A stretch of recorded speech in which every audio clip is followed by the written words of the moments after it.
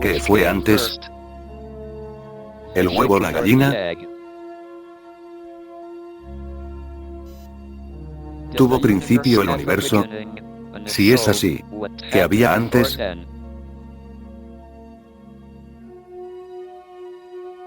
¿De dónde procede el universo? ¿Y hacia dónde se dirige?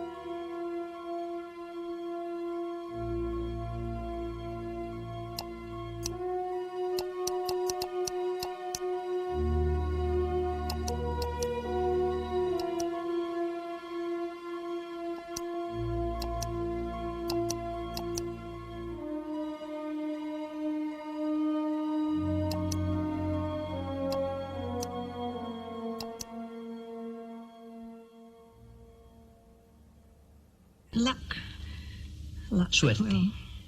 Hemos tenido mucha suerte. Toda mi familia, Steven y los demás. Hemos sufrido desastres, pero al menos hemos sobrevivido. Todos sufren desastres y algunos desaparecen y no se les vuelve a ver.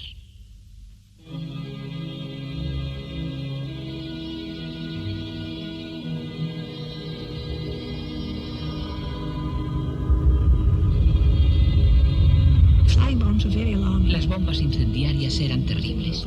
Se oía un zumbido y de repente se paraba. Cuando oías la explosión, sabías que no te había tocado a ti y seguías comiendo o lo que fuera. Pero una cayó muy cerca de nuestra casa y voló las ventanas y los cristales salieron como dardos contra la pared. Cuando iba a nacer Steven, decidimos que sería mejor que naciera en Oxford. Mientras estaba en el hospital, fui a la librería Blackwell y compré un atlas astronómico. Una de mis cuñadas dijo que había hecho algo muy profético.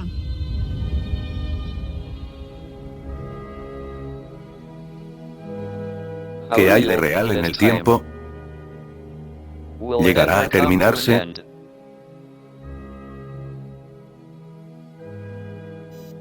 ¿En qué radica la diferencia entre pasado y futuro?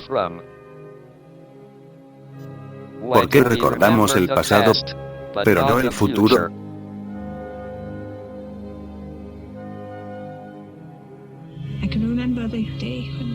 Recuerdo el día en que atravesábamos Londres y terminó el apagón. Las ventanillas no estaban tapadas con cortinillas en el tren en el que íbamos. Cruzábamos uno de los puentes y las luces, bueno, las luces que quedaban en Londres estaban encendidas. Era también una noche muy estrellada y el panorama era precioso. Recuerdo que solíamos tumbarnos en el césped mirando al cielo con un telescopio para ver esas estrellas maravillosas. Steven tenía una gran capacidad de asombro y yo veía cómo le atraían las estrellas, incluso lo que había más allá. Nací exactamente 300 años después de la muerte de Galileo. Calculo que unos 200.000 niños nacieron el mismo día. No sé si alguno se interesó después por la astronomía.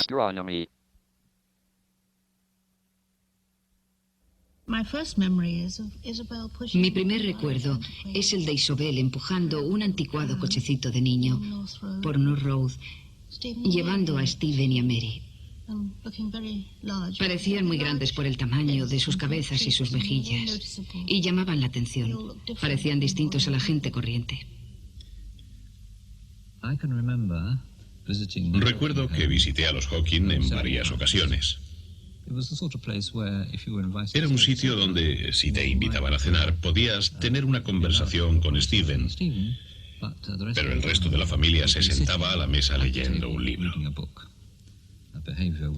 Algo que no está bien visto en mi ambiente, pero que era tolerable en los Hawking porque se les consideraba muy excéntricos, muy inteligentes, gente muy lista, aunque algo raros. Mi impresión era que todos los Hawking eran así, salvo Steven, que parecía el único miembro normal de la familia. Steven decía que sabía 11 formas de entrar en la casa. Yo solo encontraba 10. No sé dónde estaba la otra. En el lado norte de la casa había un cobertizo para las bicicletas. Tenía una puerta delante y otra detrás. Sobre él estaba la ventana de la sala en forma de L. Por delante se podía dar la vuelta y acceder al tejado. Y desde ese nivel al tejado principal. Creo que Steven conseguía entrar por el tejado. Él trepaba mucho mejor que yo. Sigo sin saber la 11ª forma.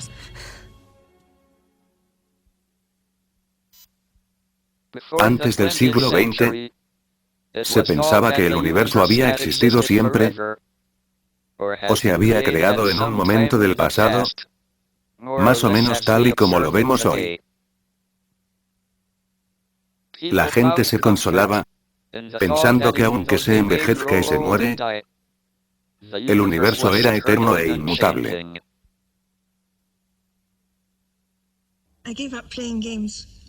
Dejé de jugar con Steven cuando cayó enfermo a los 12 años. Se tomaba los juegos demasiado en serio. Jugábamos al Monopoly.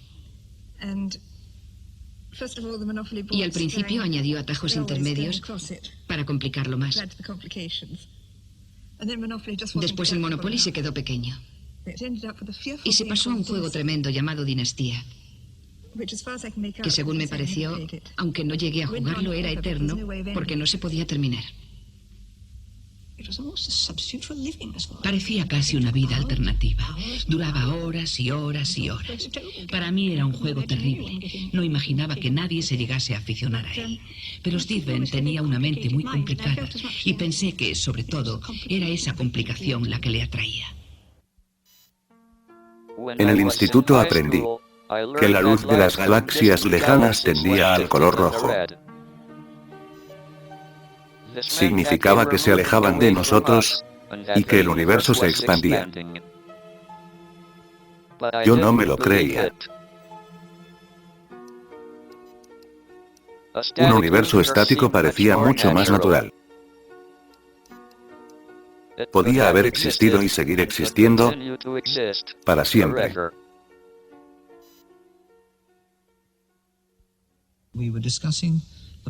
Discutíamos la posibilidad de la generación espontánea de la vida y creo que Steven hizo un comentario que indicaba no solo que él pensaba en ello, sino que también había hecho algunos cálculos sobre cuánto tiempo sería preciso.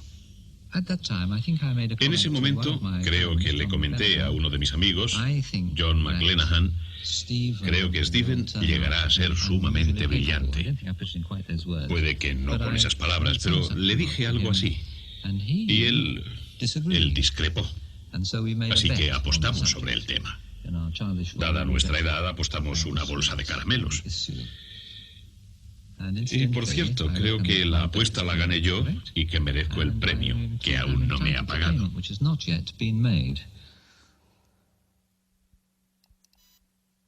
La expansión del universo sugería la posibilidad de que hubo un principio en algún momento del pasado.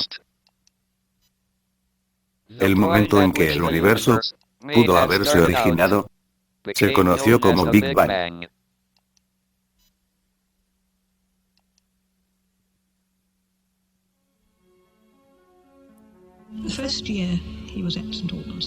El primer año que estuvo en la escuela de St. Alban fue el antepenúltimo de su clase. Yo le dije, bueno, Steven, ¿de verdad no puedes quedar algo mejor? Me dijo, bueno, a otros les ha ido peor. A él le daba igual. En cierto modo, reconocían que era muy brillante. Y de hecho, un año le dieron un premio en religión. No resultó sorprendente, porque su padre solía leerle historias de la Biblia desde que era muy pequeño, y se las sabía todas muy bien. Estaba muy versado en temas religiosos, aunque no creo que los ponga mucho en práctica ahora. Todos solíamos discutir de teología. Era un tema muy cómodo. No se manejan hechos. Luego resultan muy molestos. Puestos a discutir o a debatir, se puede discutir sobre todo. Incluso la teología y la existencia del propio Dios. Entonces alguien se aburre y habla de viajes espaciales o algo así. Se acaba la discusión. En un universo inmutable, podemos imaginar que Dios creó el universo en cualquier momento del pasado. Por otra parte, si el universo se expande, puede haber razones físicas por las que tuvo que haber un principio. Un universo en expansión no excluye a un creador, pero establece límites sobre cuándo pudo realizar su labor.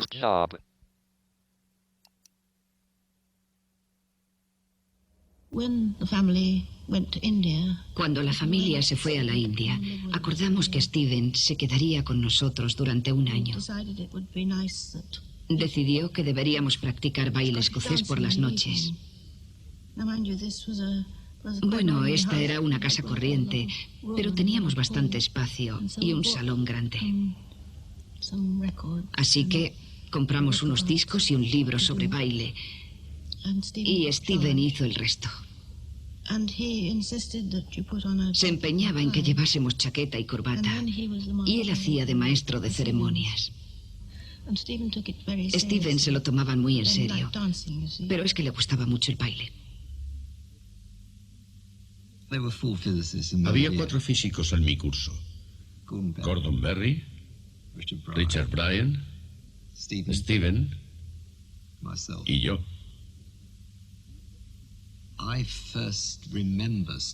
Lo primero que recuerdo de Steven fue la vez que Gordon y yo subimos a su habitación para verle. Steven estaba allí con una caja de cervezas, bebiéndoselas poco a poco. Solo tenía 17 años, así que no le dejaban entrar en los pubs. Había llegado a Oxford siendo demasiado joven.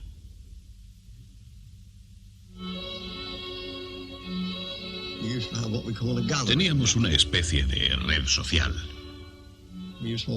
Organizábamos fiestas y cosas así para integrar, o más bien liar a los recién llegados para que se apuntasen al club de remo. Así le alistamos a él.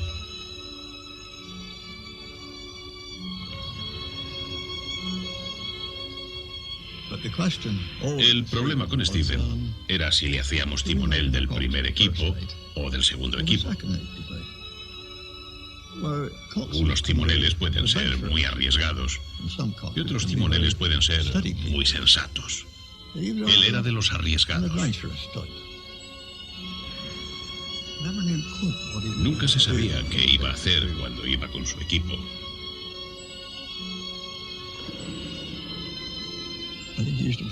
Creo que se llevaba su trabajo mental a la barca a veces. Sus pensamientos bullían a diferentes niveles.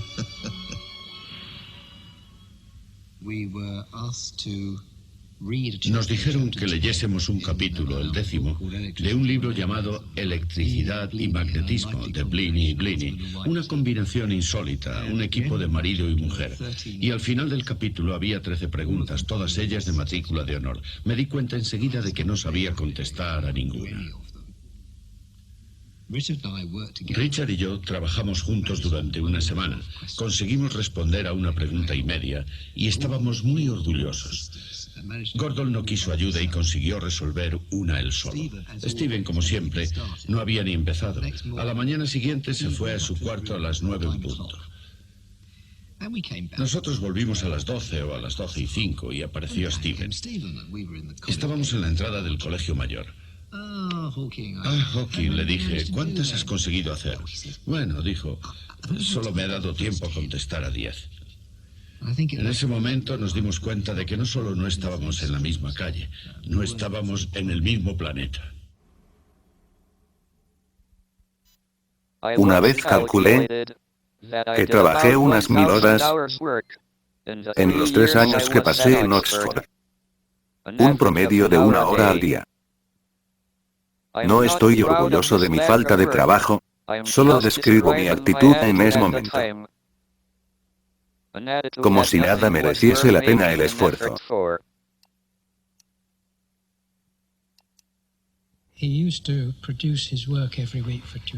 Solía entregar su trabajo semanalmente para corrección, y como no guardaba notas, ni apuntes, ni nada parecido, al salir de mi clase tiraba todo a la papelera. Los demás estudiantes de la clase, al ver lo que hacía, se quedaban pasmados porque pensaban que habría hecho su trabajo en media hora. Y si ellos hubieran podido hacerlo en 1 año, no lo tirarían a la papelera, lo enmarcarían y lo colgarían en la pared. Habiendo trabajado tan poco, pensé aprobar el examen final haciendo problemas de física teórica y evitar preguntas que precisasen conocimientos objetivos. No me fue muy bien. Estaba en el límite entre el título de primera y segunda clase. Me entrevistaron para decidir cuál me daban. Me preguntaron sobre mis planes para el futuro. Si me dan el de primera, me iré a Cambridge. Si solo me dan el de segunda, me quedaré en Oxford. Me dieron el de primera clase.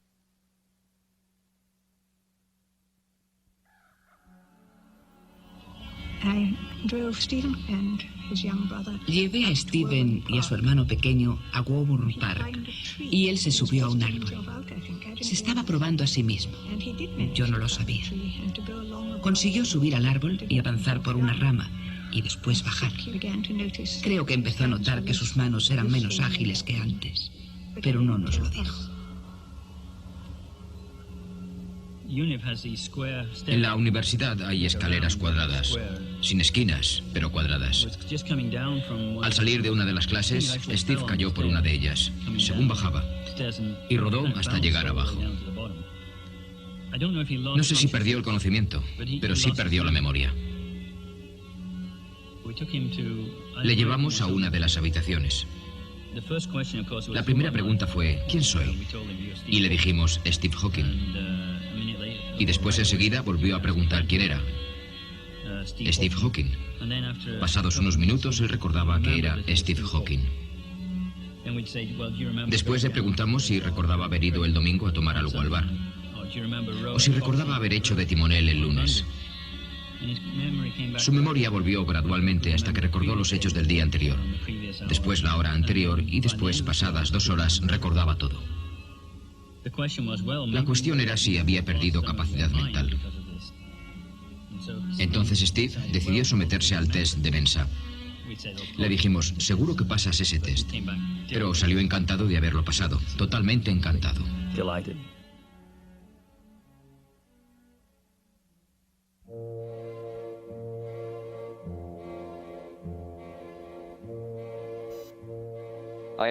Había 2 campos de la física teórica que yo quería estudiar en Cambridge. Uno era la cosmología, el estudio de lo inmenso. El otro era partículas elementales, el estudio de lo diminuto. Sin embargo, las partículas elementales me parecían menos atractivas porque no había una teoría firme. Lo único que se hacía era clasificar las partículas en familias, como en botánica. En cosmología, por otra parte, había una teoría bien definida, la teoría de la relatividad general de Einstein.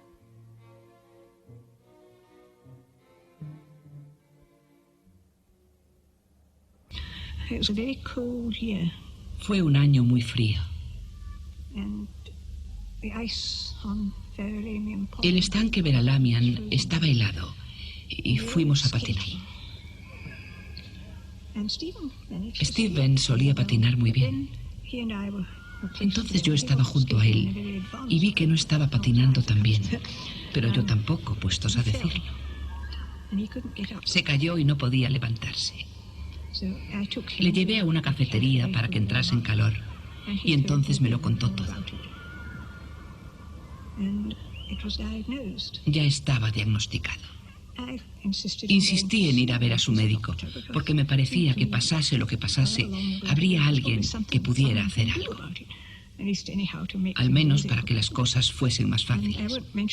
No diré el nombre del médico.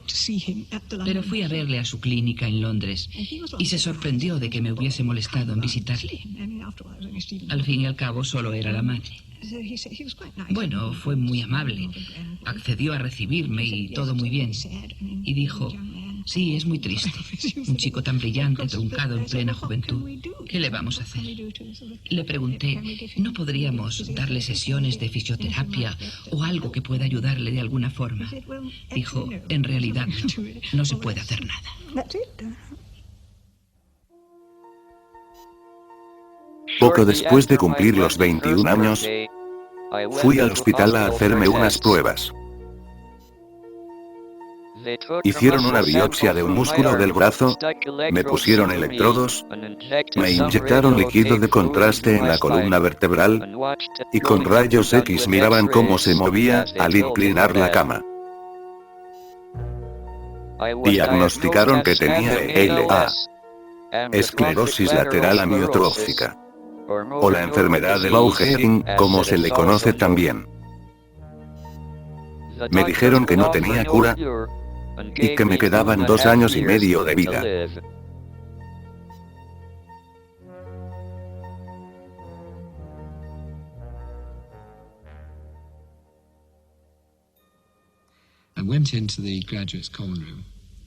Fui a la sala de los licenciados buscando a alguien con quien comer. No había nadie con quien me apeteciese comer. Y de repente apareció Steven. No sé qué estaba haciendo él en Oxford. Se me ha olvidado.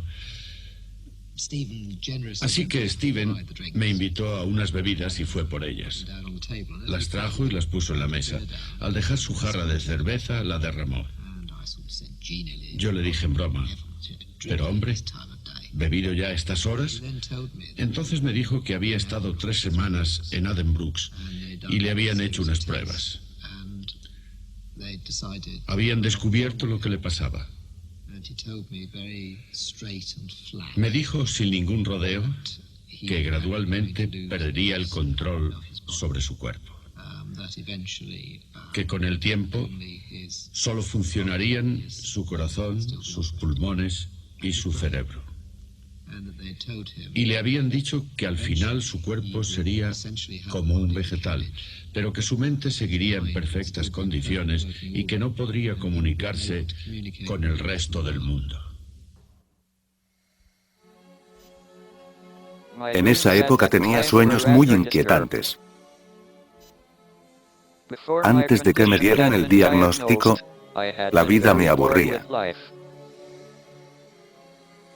Nada merecía la pena. Pero poco después de salir del hospital, soñé que iban a ejecutarme. Me di cuenta de que podía hacer muchas cosas útiles si me indultaban.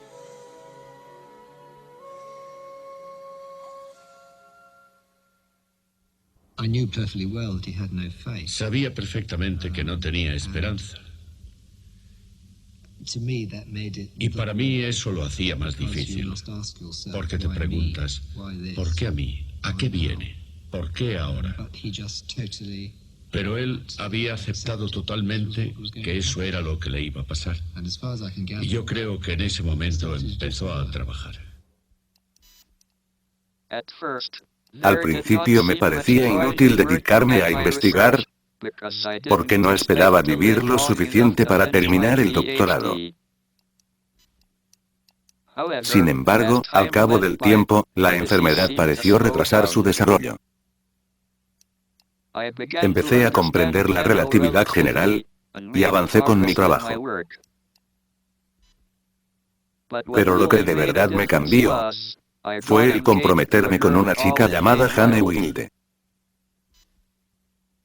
Me dio algo por lo que vivir Pero también significaba que debía encontrar trabajo si queríamos casarnos. Steven ya estaba enfermo. Jane lo sabía. Y fue otro ejemplo de la suerte de Steven, encontrar a la persona adecuada en el momento adecuado. Steven estaba muy deprimido y no tenía ganas de seguir con su trabajo. Pensaba que solo le quedaban 2 años y medio. ¿Qué podía hacer en ese tiempo? Pero el conocer a Jane le dio nuevos ánimos y empezó a trabajar. Quería comprender el origen del universo. La teoría de Einstein de la relatividad general demostraba que el universo se expande. Pero no había respuesta a una pregunta crucial. ¿Hubo un Big Bang? ¿Un origen del tiempo? Entonces, en mi tercer año en Cambridge, Roger Penrose realizó su descubrimiento sobre la muerte de las estrellas.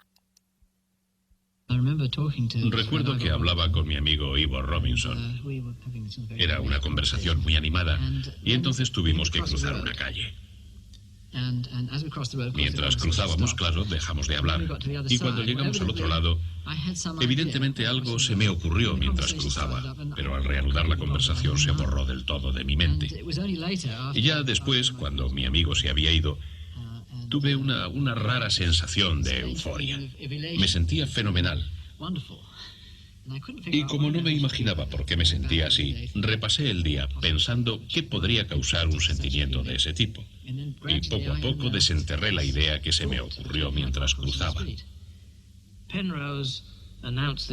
Penrose anunció su conclusión de que cuando las estrellas entran en fase de destrucción, se hacen puntuales siempre que se cumplan unas condiciones que todos considerarían razonables. Y recuerdo que Stephen Hawking, que llevaba casi 3 años como estudiante investigador, dijo: «¿Qué resultados tan interesantes? ¿Será posible adaptarlos a la comprensión del origen del universo?».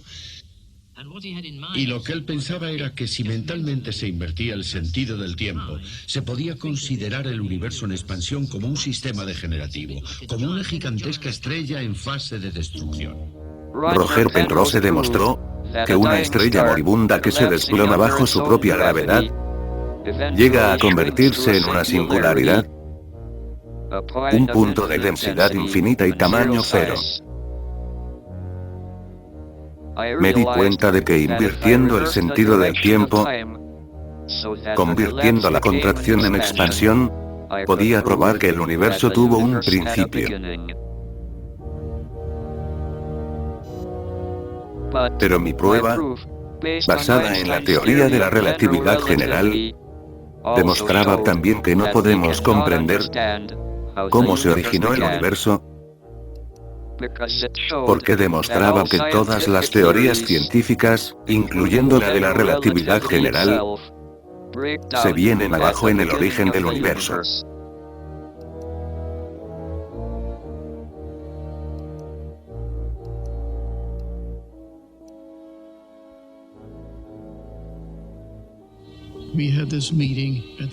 Tuvimos una reunión en el Instituto de Física Espacial de Nueva York y yo dije: antes de llegar a una conclusión final, hay que tener en consideración un nuevo objeto, un objeto totalmente contraído por gravitación.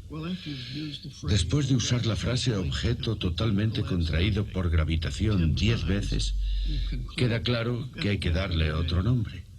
Así que se me ocurrió la palabra agujero negro.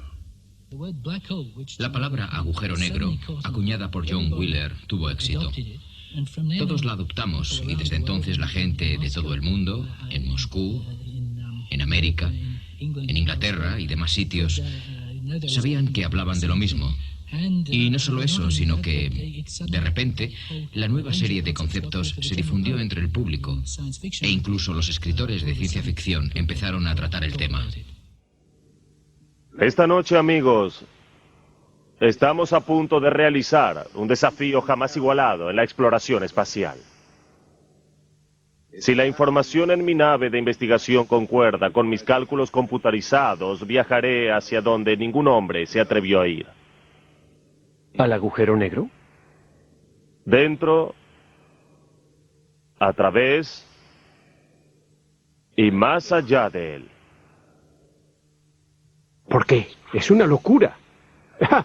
¡Es imposible! Al contraerse una estrella inmensa, su gravedad se hace tan intensa que la luz no puede escapar. La región de la que nada puede escapar se llama agujero negro y su límite es el horizonte de sucesos. Pudiera decirse del horizonte de sucesos lo que dijo Dante de la entrada al infierno: que pierda toda esperanza el que entre aquí.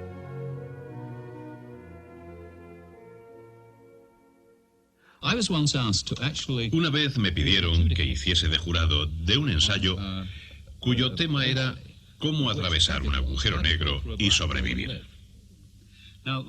En fin, mi problema era que no sabía cómo otorgar el premio, porque si decía, bueno, este ensayo parece bueno, la única forma de demostrar que era cierto era hacerlo, seguir el experimento, entrar ahí. Pero una vez dentro, claro está, acompañado por la persona que escribe el ensayo, la cuestión sería, ¿cómo se lo cuentas al mundo? ¿Te llevas contigo el premio que vas a entregar? ¿Y qué hacen con él cuando estén ahí dentro?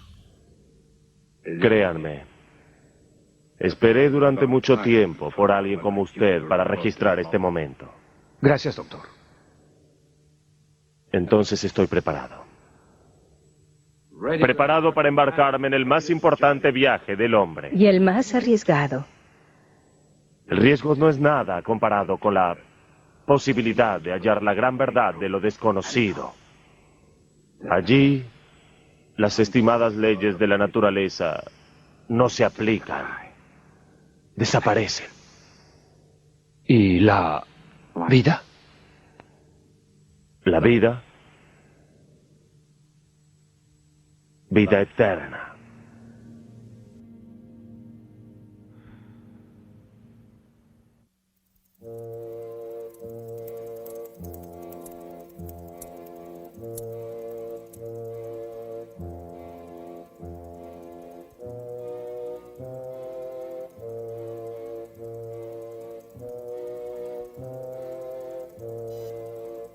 Si observásemos a un astronauta, tan temerario como para meterse en un agujero negro, a cierta hora de su reloj, por ejemplo, a las 12, cruzaría el horizonte de sucesos y penetraría en el agujero negro.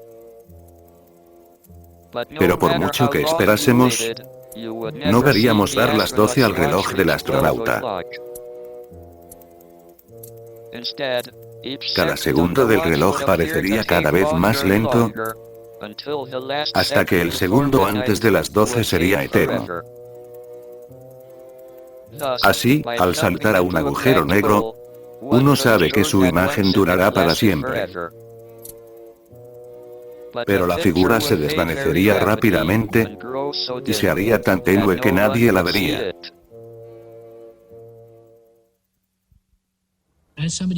Si alguien entra en un agujero negro, visto desde fuera, parece que el tiempo se alarga y esa persona se mueve o cree que se mueve. Y quizá habla en su nave espacial a velocidad normal.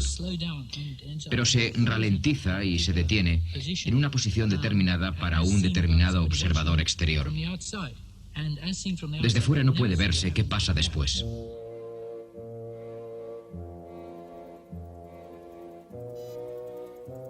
El astronauta no notaría nada especial cuando su reloj diese las 12 y cruzase el horizonte de sucesos, introduciéndose en el agujero negro. Hasta que se acercase a la singularidad y quedase reducido a un espagueti.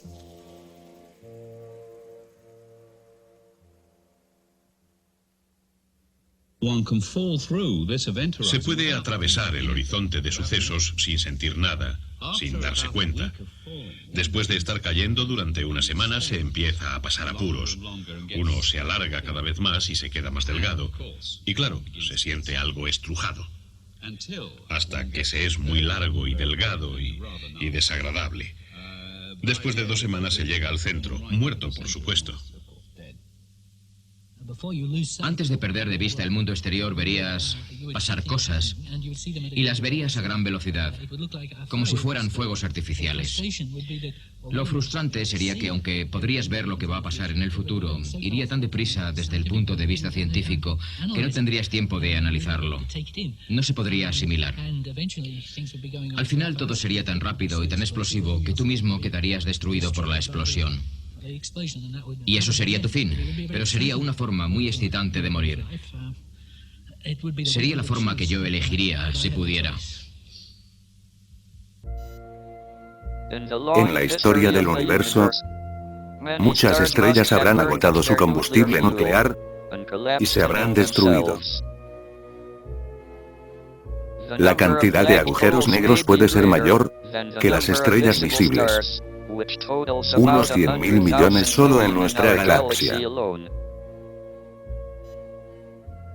Además, existen pruebas de que hay un gran agujero negro en el centro de nuestra galaxia.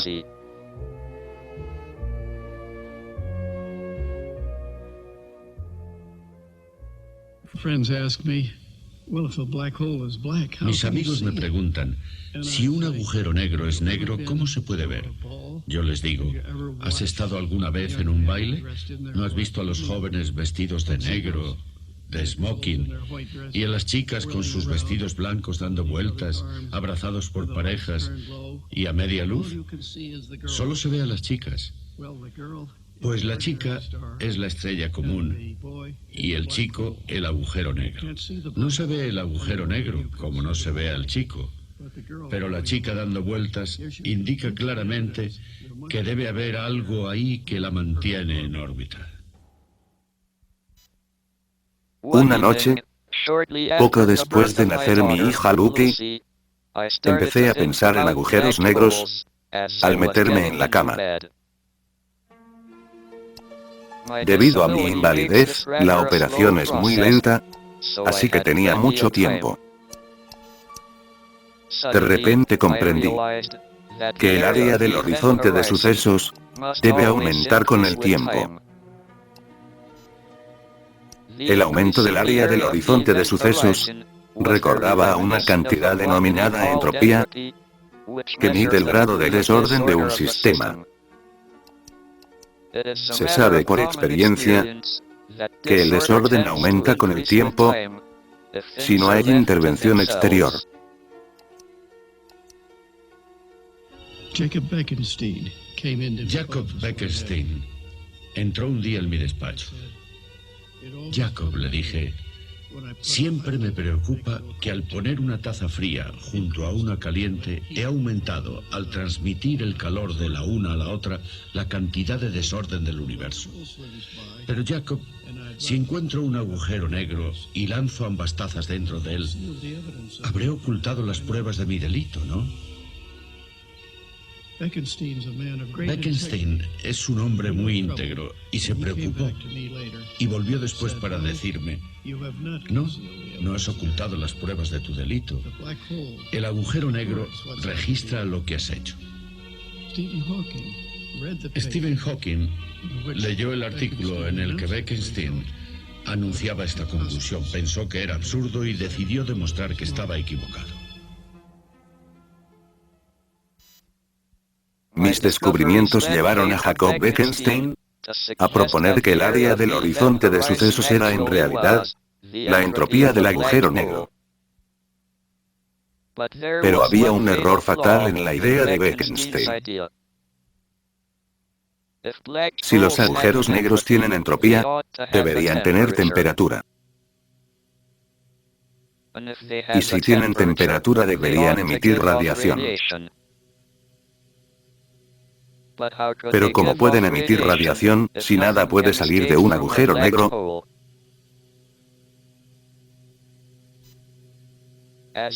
Resultó que Bekenstein tenía razón de una forma tan sorprendente que ni él ni nadie podían esperar.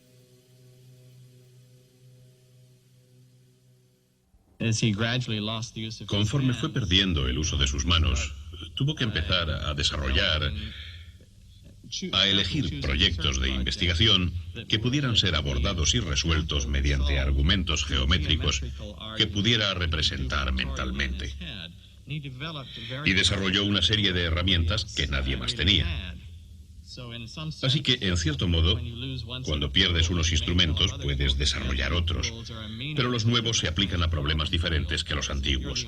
Y si eres el único en el mundo que domina los nuevos, entonces puedes resolver ciertos problemas que otros no pueden. Mi trabajo hasta 1973 se concentró en la relatividad general, y lo resumí en un libro que escribí con George Ellis, llamado La estructura a gran escala del espacio-tiempo. Ya entonces me resultaba difícil escribir. Intentaba crear imágenes y diagramas que pudiera representar mentalmente.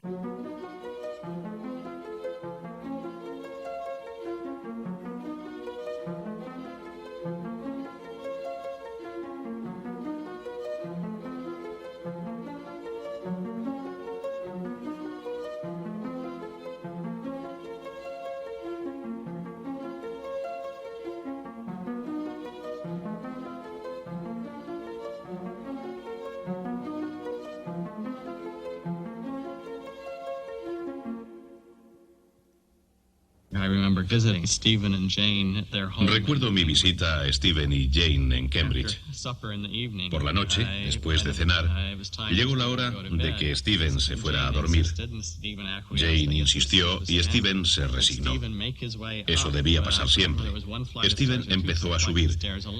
No recuerdo si había uno o dos tramos de escalera y en esos momentos él ya no podía andar. Para poder subir se agarraba a los soportes de la barandilla y tiraba con la fuerza. Subía con la fuerza de sus propios brazos. Conseguía arrastrarse desde el primero al segundo piso con un arduo y prolongado esfuerzo. Jane me explicó que era una parte importante de su terapia para mantener su coordinación y su fuerza el mayor tiempo posible. Al principio era angustioso contemplar lo que parecía ser la agonía de subir las escaleras, hasta que comprendí que era solo parte de su vida, subir así las escaleras. La relatividad general se considera una teoría clásica. Predice una trayectoria simple y definida para cada partícula. Pero según la mecánica cuántica, hay un elemento de probabilidad e incertidumbre. Una partícula no tiene una trayectoria simple en el espacio y el tiempo. Hay un principio de incertidumbre según el cual la posición y la velocidad exactas de las partículas no pueden saberse.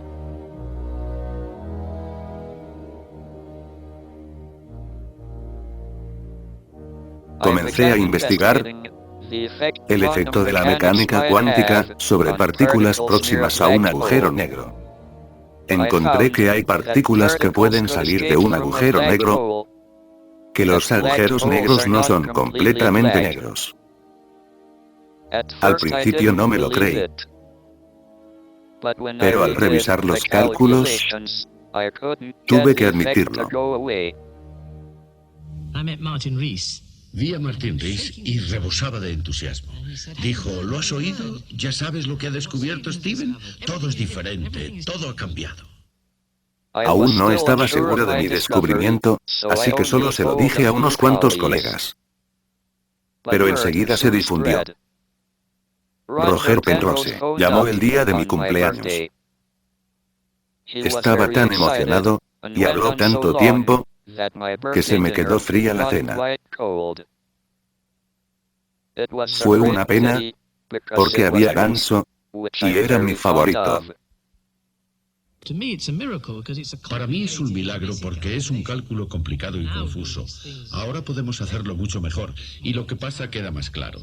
Pero con ese enrevesado cálculo demostró que los agujeros negros no son negros, sino que hay una radiación residual. Stephen vino a una reunión y todos estaban boquiabiertos. Alguno se levantó y dijo: "No puede ser, Stephen, no me creo ni una palabra". En una ocasión dije que no me convencía la explicación de la creación de partículas con energía negativa, pero forma parte de la controversia de la ciencia. Hay que dar y tomar, y me encanta formar parte de eso. Es lo que lo hace divertido.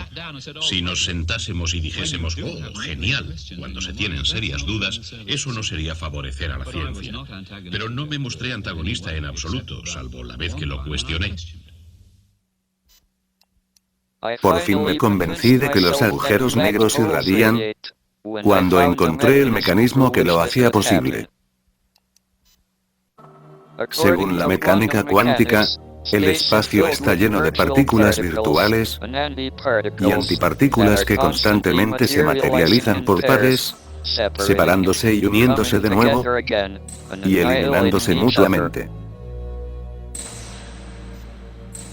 En presencia de un agujero negro, un miembro de un par de partículas virtuales puede caer al agujero, dejando al otro miembro sin pareja con que eliminarse.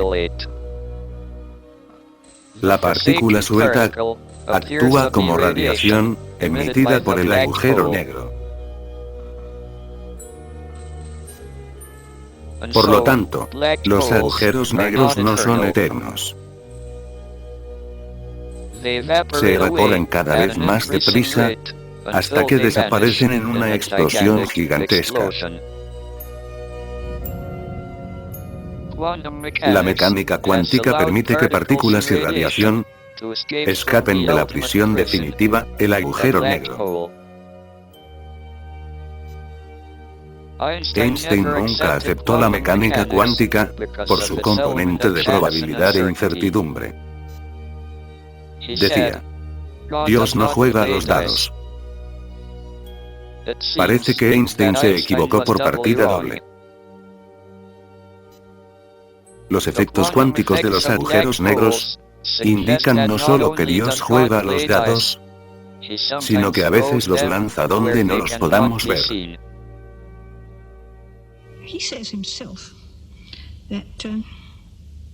Él mismo dice que no habría llegado a ser lo que es de no haber caído enfermo. Y creo que eso es muy posible, porque como dijo Johnson, saber que te van a ahorcar por la mañana hace que te concentres mucho. Y él se ha concentrado en esto de un modo que no habría hecho, porque siempre se interesó por muchas cosas de la vida.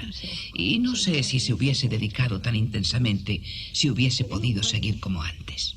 En cierto modo, no creo que sea una suerte tener una enfermedad así, pero es menos malo para él de lo que sería para otros, ¿entiende? Porque tiene mucha vida interior. Cuando vivía con la familia Hawking, solía levantarme a eso de las 7:15 o 7:30. Me duchaba, leía la Biblia, rezaba y bajaba a las 8:15 a levantar a Steven. Luego en el desayuno le contaba lo que había leído en la Biblia, esperando que llegase a tener alguna influencia. Después nos poníamos a trabajar y solíamos revisar los artículos científicos que nos enviaban. Descubrí que a pesar del gran cerebro de Hawking, leía muy despacio. Yo leía al doble de velocidad. Pero claro, resulta que él leía para recordar, porque le resultaba muy difícil retroceder para revisar algo, mientras que yo podía darle la vuelta al papel y buscar lo que me interesaba o lo que me hacía falta. La radiación del agujero negro nos ha demostrado que la contracción gravitacional no es tan definitiva como pensábamos antes. Si un astronauta cayese en un agujero negro, sería devuelto al universo en forma de radiación. En cierto modo, el astronauta sería reciclado. Sin embargo, sería una inmortalidad muy triste, ya que cualquier concepto personal del tiempo se destruiría con él dentro del agujero negro, Lo único que sobreviviría sería su masa y energía.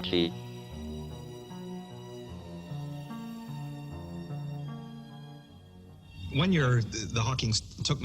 año los Hawking me llevaron a una casa de campo en Gales junto al río Wye. La casa estaba en una colina y había un camino empedrado que llegaba a la casa que yo no conocía. Y claro, yo quería hacer el menor número posible de viajes. Así que pusimos las baterías de Steven bajo su silla. Tiene un compartimento para llevarlas y pusimos las de repuesto. Steven no se dio cuenta de que yo las había puesto ahí y no sabía que la silla iba muy cargada. Steven iba delante de mí y dio un giro para llegar a la casa, pero estaba en pendiente y cuando miré vi que la silla de Steven se iba inclinando hacia atrás y yo, claro, estaba a unos 10 metros. Salí corriendo, pero no pude llegar a tiempo para evitar que cayera de espaldas en los setos. Era una escena curiosa ver al maestro de la gravedad vencido por la débil fuerza gravitacional de la Tierra. Para mí sería fatal tener que estar siempre con gente, nunca solas. No lo soportaría. Pero él lo encuentra divertido y disfruta de la vida y va de un lado para otro. Creo que eso es fantástico. Es un tipo de valor que yo no tengo, ni que su padre tenía. Desde luego es admirable. Me pregunto de dónde lo habrá sacado. Habría unas 50 personas. Yo estaba en un rincón apartado, observando tranquilamente, descansando un momento. Y Steven estaba no muy lejos de mí. Jane se acercó a él y le miró. Y él estaba sentado con la cabeza en las piernas, como solo puede hacerlo Steven. Y Jane le dijo: «Estás de pena, Steven. Ponte derecho». Algunos invitados no entienden que estás ahí, pensando en la física y pasándolo en grande. Parece que sufres. Ponte derecho y habla con la gente. En 1979, me nombraron catedrático lucasiano de matemáticas. Es la misma cátedra que ostentó Isaac Newton. Tienen un libro enorme, donde todos los profesores universitarios deben firmar. Después de ser catedrático lucasiano durante un año, se dieron cuenta de que yo no había firmado. Trajeron el libro a mi oficina y firmé con dificultad. Fue la última vez que escribí mi nombre.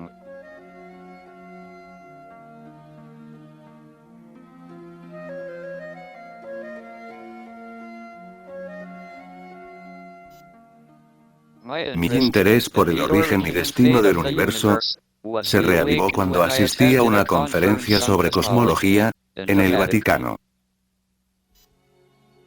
Después, tuvimos una audiencia con el Papa.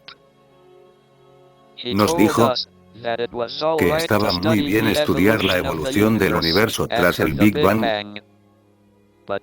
pero sin indagar en el propio Big Bang, porque era el momento de la creación, y, por lo tanto, obra de Dios. Me alegré de que no supiera el tema de la conferencia que yo acababa de dar.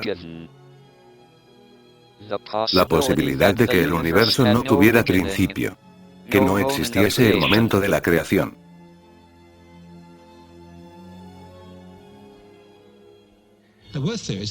Había teorías a principios de los 70, las primeras sobre la creación, en las que se partía de un espacio externo fijo en el tiempo, que siempre habría estado vacío, y de repente, sin saber por qué, el universo forma un núcleo en un punto dado y estalla.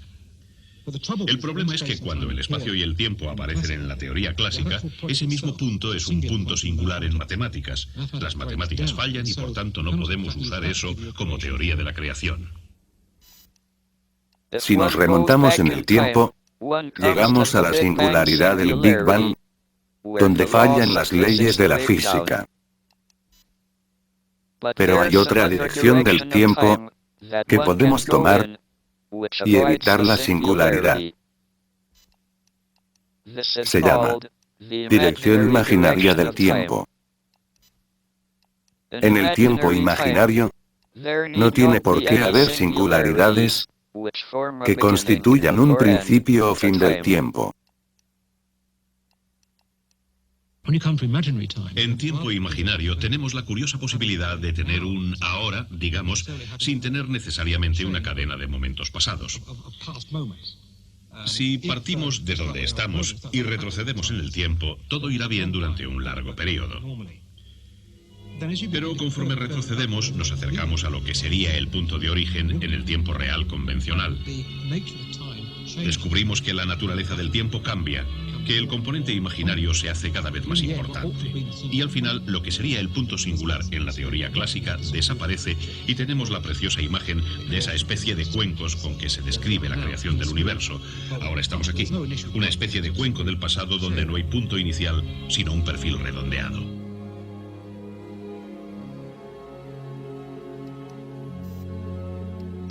Si el universo tuvo un origen, podemos suponer que hubo un creador.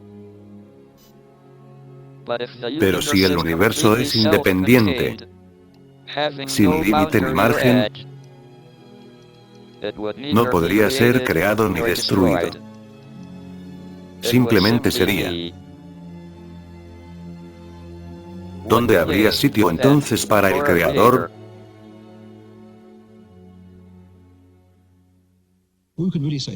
Podemos decir que el universo es porque es una estructura matemática independiente. No hay pasado porque, a diferencia de la creación, punto inicial, aquí no hay nada que crear. Decir que está creado de la nada es inapropiado, una mala utilización de la palabra nada. No es que hubiera un espacio vacío en el que apareció el universo, que llamaríamos la nada. Es que no había nada en absoluto. La utilización del pretérito de un verbo es inadecuado en estas teorías. Por desgracia, los tiempos de los verbos se hicieron cuando se creía en el tiempo real, y aún no tenemos una forma lingüística para los verbos en tiempo imaginario. La palabra tiempo no ha venido del cielo como un regalo de las alturas. La idea del tiempo es un concepto inventado por el hombre. Y si conlleva ciertas confusiones, ¿de quién es la culpa? Es nuestra. ¿De dónde proviene la diferencia entre el pasado y el futuro? Las leyes de la ciencia no distinguen entre pasado y futuro. Sin embargo, hay una gran diferencia entre el pasado y futuro en la vida cotidiana.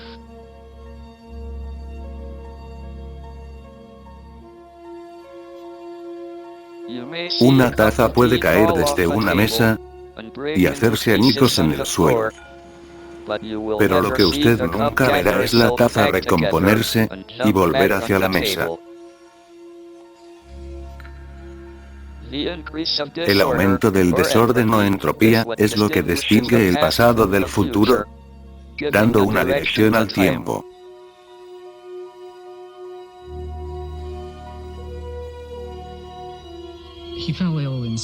Cayó enfermo en Suiza. Al volver le pusieron un respirador. Al ponerte un respirador te meten un tubo por la garganta y no puedes hablar. Durante ese periodo, que sería un par de meses, pasé probablemente una de cada 3 noches en el hospital.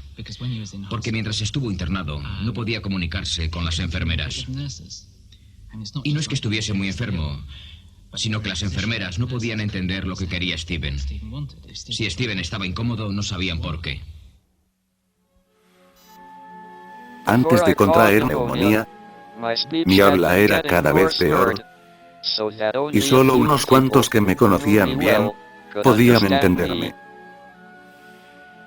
Pero al menos podía comunicarme. Escribí artículos científicos mediante una secretaria e impartí seminarios mediante un intérprete. Entonces, una traqueotomía acabó por completo con mi capacidad de hablar.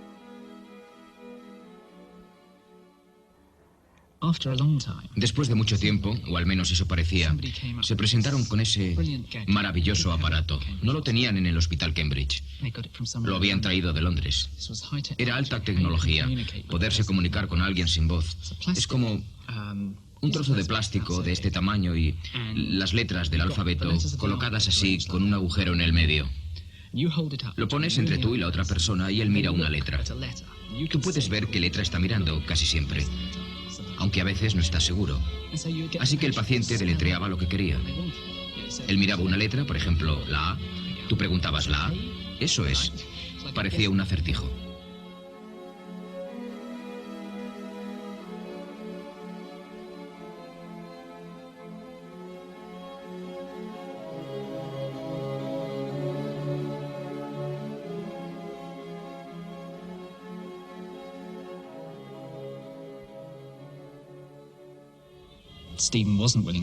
Steven se negaba a aceptar que no podría volver a hablar y consideraba una rendición adoptar un sistema que no fuese el habla.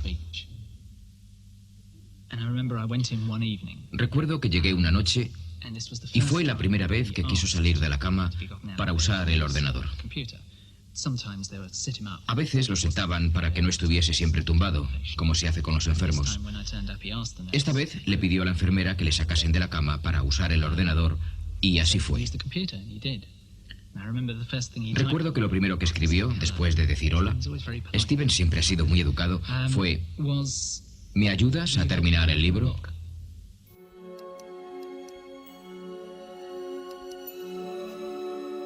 Un experto en ordenadores en California se enteró de mi problema y me envió un programa llamado Ecualizador. Me permitía seleccionar palabras de una serie de menús en la pantalla, apretando un interruptor con la mano.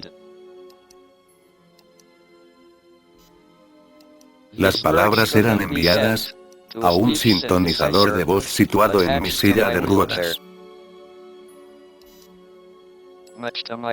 Me sorprendí al descubrir que podía comunicarme mucho mejor que antes.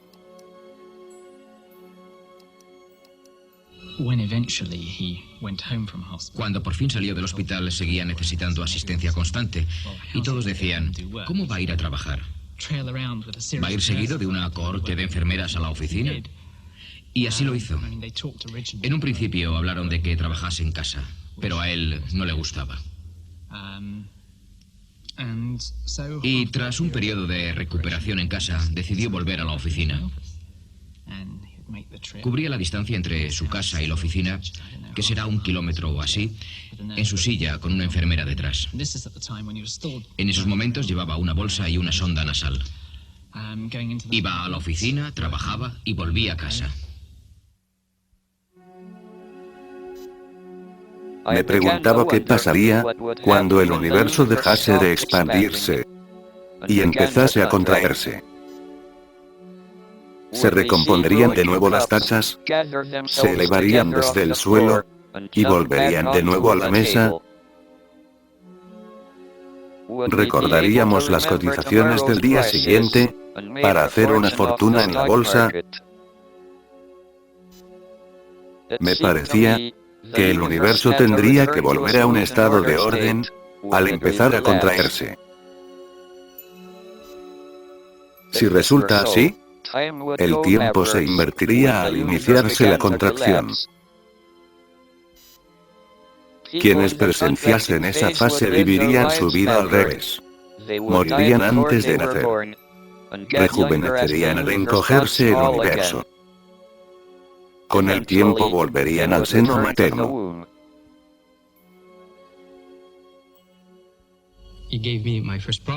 Me planteó mi primer problema. Me pidió que resolviese un problema matemático y normalmente al plantear un problema, sabe cuál va a ser la solución. Me puse a ello y tardé unos meses en comprender de qué iba. Volví y le dije, esta es mi respuesta. Él me dijo, no, no es lo que esperaba. Le dije, es lo que me sale. Fui a la pizarra y se lo expliqué. Me dijo, ¿has pensado en ese caso particular? Le dije, pues no. Hice cálculos sobre lo que él me decía. Volví unas semanas después y le dije, Steven, no lo consigo. Sigo obteniendo la misma respuesta que antes. Él me dijo, no, algo falla. ¿Has pensado en esto? Dije, oh no, he olvidado ese caso particular. Así que volví al tablero a rehacer los cálculos y de nuevo la misma respuesta. Así que fui a verle. Esto ya duraba 2 o 3 meses. Por fin me dijo, quizá una de tus aproximaciones no es válida. Un colega y yo decidimos utilizar un ordenador.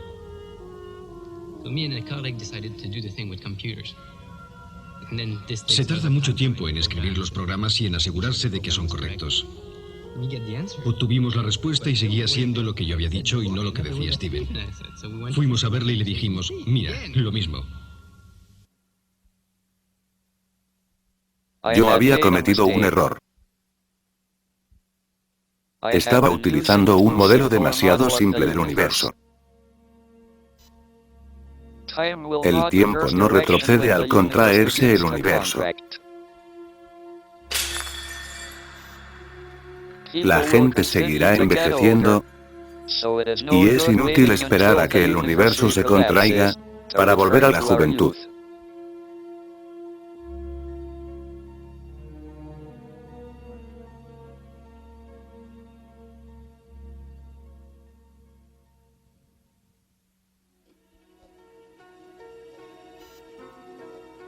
Einstein hizo la pregunta: ¿qué opciones tuvo Dios al crear el universo? Si es cierto que el universo no tiene límites, no tuvo libertad para elegir el comienzo del universo. Solo habría podido decidir qué leyes rigen el universo. Sin embargo, esto no le daría gran capacidad de decisión. Debe haber una teoría unificada que permita la existencia de estructuras tan complicadas como los seres humanos, capaces de investigar las leyes del universo y preguntarse por la naturaleza de Dios.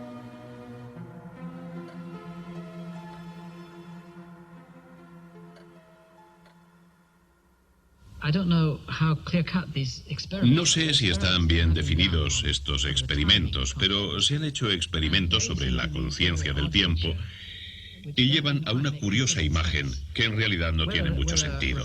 No sé si refinando estos experimentos se eliminaría ese tipo de anomalía, pero en cierto modo parece que hay algo raro sobre esa conciencia y que casi parece que el futuro afecta al pasado en cierta forma.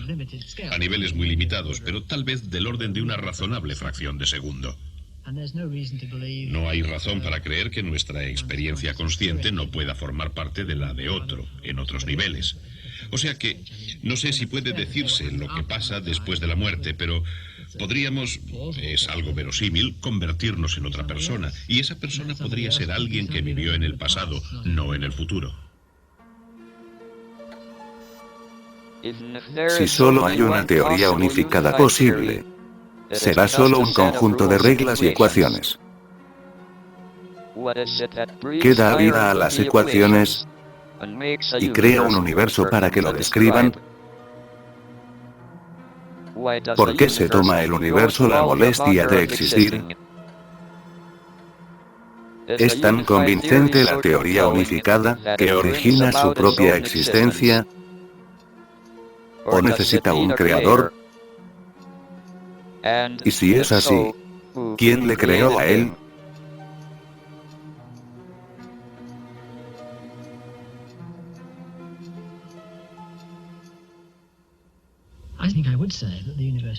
Para mí, el universo debe tener un propósito.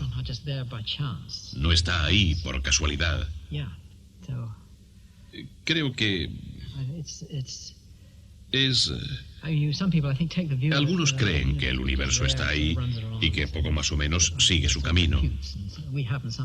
Y que de modo accidental nos encontramos aquí. Pero no creo que sea una forma provechosa o adecuada de ver el universo. Creo que debe haber algo más profundo. En el tiempo real, el tiempo en que vivimos, el universo tiene dos posibles destinos: seguir expandiéndose eternamente o contraerse y acabar en la gran compresión. Sería como el Big Bang, pero al revés. Ahora creo que el universo terminará en la gran compresión. Sin embargo, yo tengo ciertas ventajas sobre muchos profetas de la catástrofe. Pase lo que pase dentro de 10 billones de años, no creo que siga aquí para que me quiten la razón.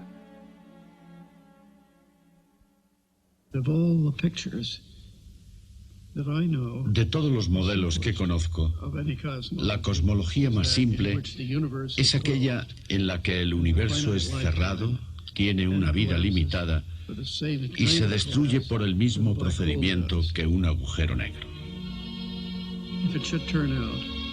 Si resulta que en realidad el universo tiene una vida limitada, ¿en qué se diferencia de la vida de cada uno de nosotros?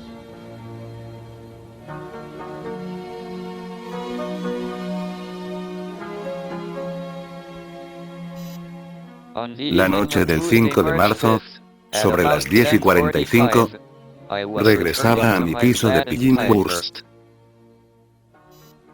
Llovía y estaba oscuro. Iba por Grange Road y vi acercarse unas luces. Pensé que estaban lejos, que podía cruzar. El vehículo debía ir muy deprisa, porque al llegar a la mitad de la carretera, mi enfermera gritó: «¡Cuidado!». Oí un patinazo de neumáticos, y mi silla de ruedas fue embestida por detrás. Terminé en el suelo, con las piernas sobre los restos de la silla. El accidente destrozó mi silla de ruedas y dañó mi sistema informático de comunicación. Me dieron 15 puntos en la cabeza, pero volví a trabajar unos días después.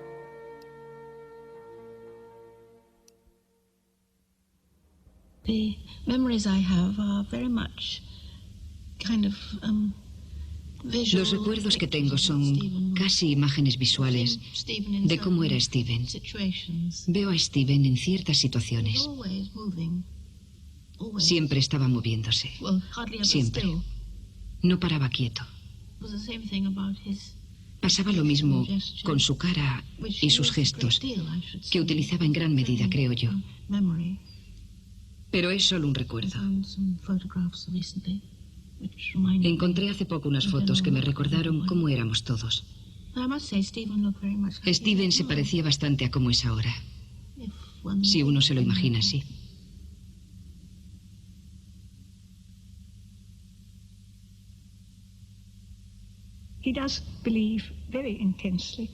Él cree intensamente en la capacidad casi infinita de la mente humana. Tienes que averiguar lo que no puedes saber antes de saber que no puedes, ¿verdad? Así que no creo que deba restringirse el pensamiento. Entonces, ¿por qué no seguir pensando en lo impensable? Alguien tiene que empezar a hacerlo. ¿Cuántas cosas eran impensables hace un siglo? Y sin embargo las pensaron. Y a menudo parecían poco prácticas. Así que no todo lo que dice Steven hay que tomarlo como el Evangelio. Él investiga, busca cosas, y a veces probablemente dirá tonterías, como todos. Pero la cuestión es, la gente debe pensar, debe seguir pensando, debe intentar ampliar los límites del conocimiento, y a veces no saben por dónde empezar. No sabemos dónde están esos límites, ¿verdad? No sabemos dónde está el punto de partida.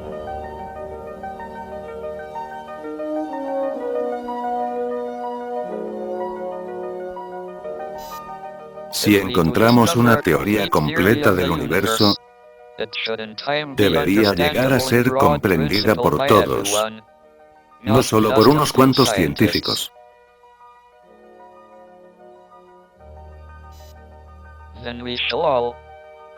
Entonces filósofos, científicos y gente corriente podremos participar en la discusión del por qué existimos nosotros y el universo. Si encontramos la respuesta, Sería el mayor triunfo de la razón humana. Entonces, conoceríamos la voluntad de Dios.